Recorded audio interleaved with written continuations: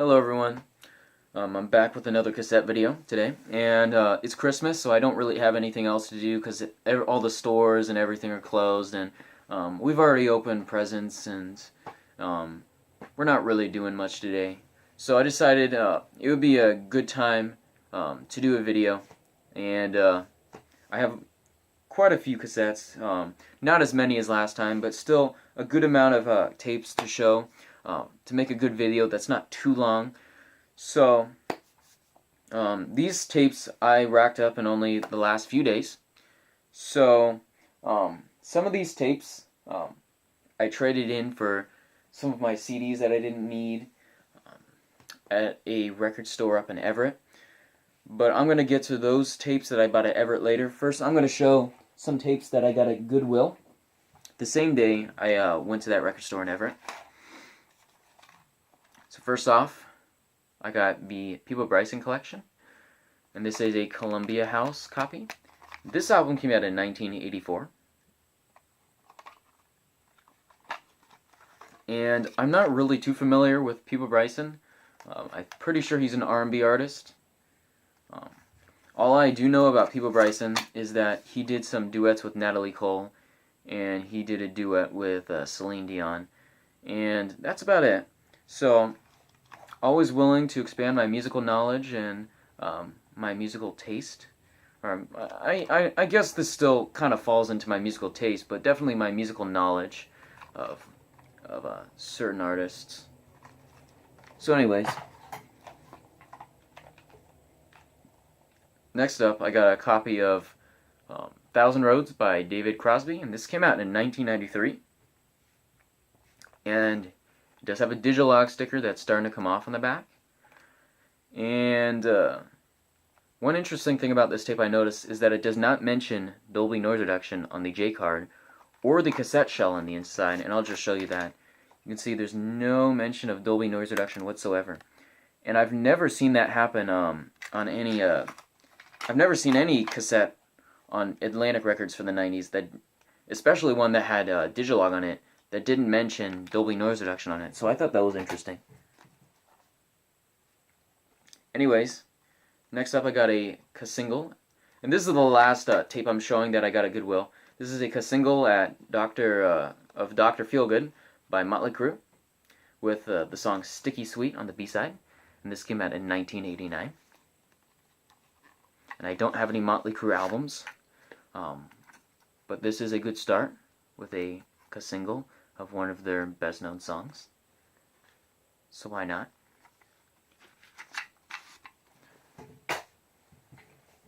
Now moving on to tapes that I bought at Golden Oldies Records up in the Fremont neighborhood of Seattle on my birthday. So first off, I got a copy of Trouble by Whitesnake, and this came out in 1978. The album came out in 1978. The tape, being on a clear shell, looks like it probably came out in maybe the mid to late 80s. Probably a reissue from the mid to late 80s.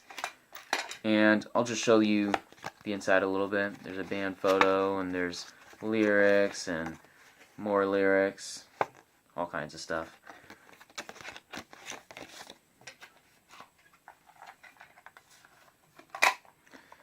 And by the way, for 1978, that's a pretty cool cover art. I mean, looking at, when I first pulled this tape out of off the shelf at the record store, I couldn't even tell this was from the 70s. I thought it was from the 80s, just looking at the cover art. But no, it's from the late 70s. It's from 1978. It's from the same year that Chic released the song Le Freak. Anyways, moving on. A couple Joan Armour Trading albums. Hearts and Flowers by Joan Armour Trading from 1990. And there's track listing on the back, by the way. And this is on a clear cassette shell.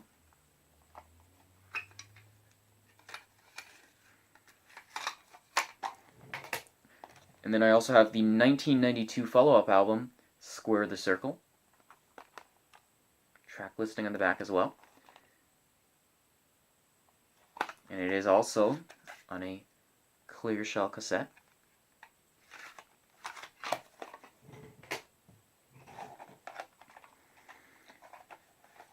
Okay, these weren't ones I bought at the record store, or the record store I'm talking about.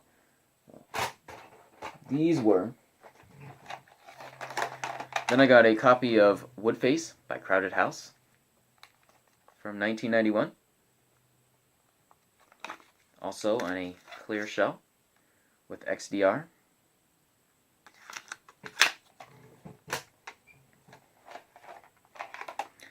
I got Great White's debut album,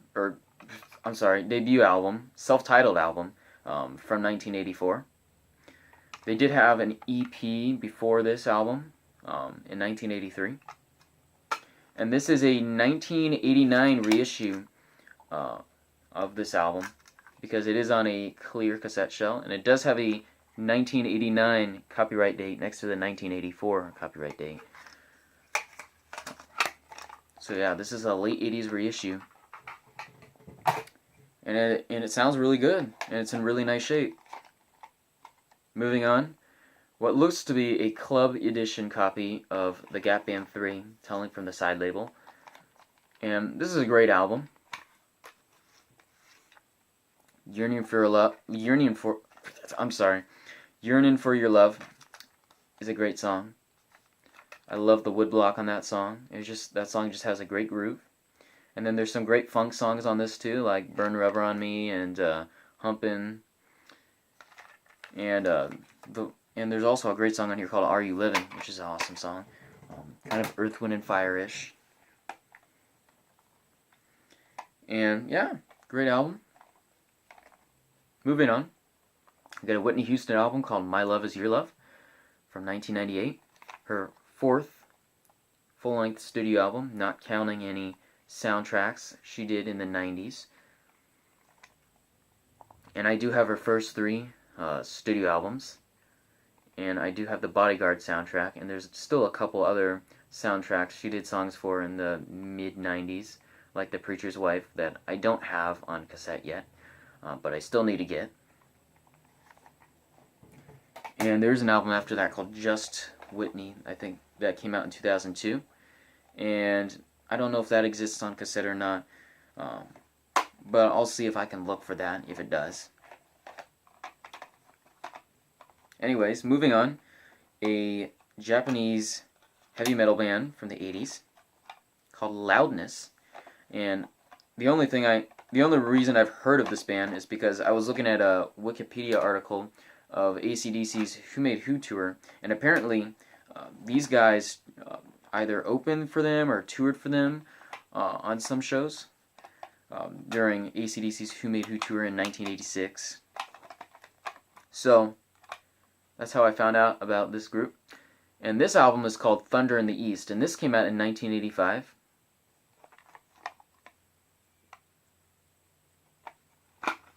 And it's on a tape with a white tape shell on the Atco label.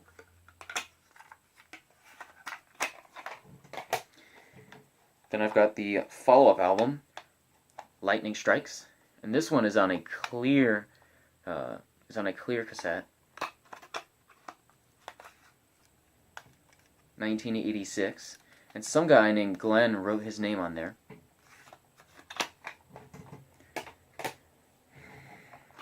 And then I have their 1987 album, also on a clear cassette, Hurricane Eyes.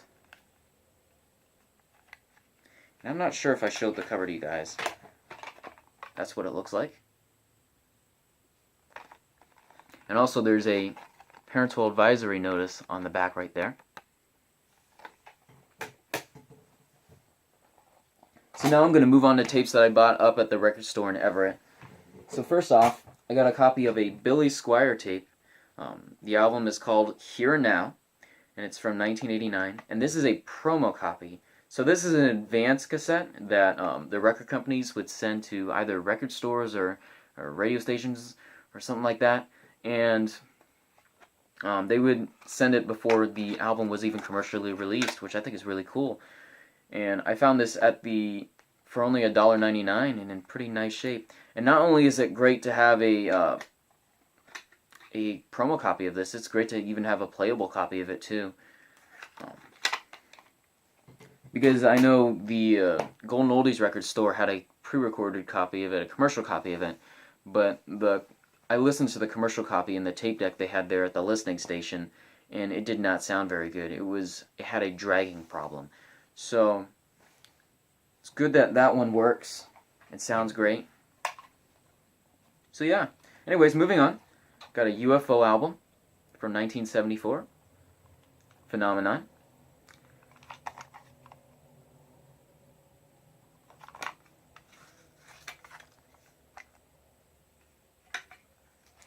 It's on a beige cassette. And speaking of UFO, how about UFO's former guitarist who formed a group after leaving UFO called the Michael Schechner Group. And this album's called MSG, and it came out in 1981.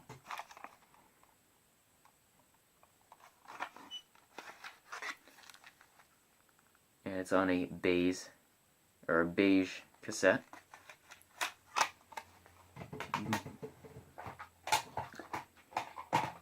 Then I have a couple pre-Suddenly era Billy Ocean cassettes. So, a little bit of early 80s Billy Ocean. This one is called Nights Feel Like Getting Down. This came out in 1981. It's a great post-disco, funk, R&B album. And love the title track, by the way. Just a great song. And it's in pretty nice shape. And it was on Epic Records. So this is before he was signed to Arista Records. When he started to cross over to the top 40 pop radio with songs like Caribbean Queen and Suddenly and Loverboy and all that stuff.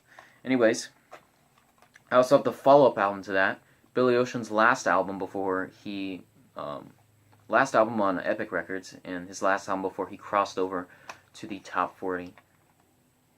And this is Inner Feelings, and this came out in 1982, just 2 years before Caribbean Queen became a big hit.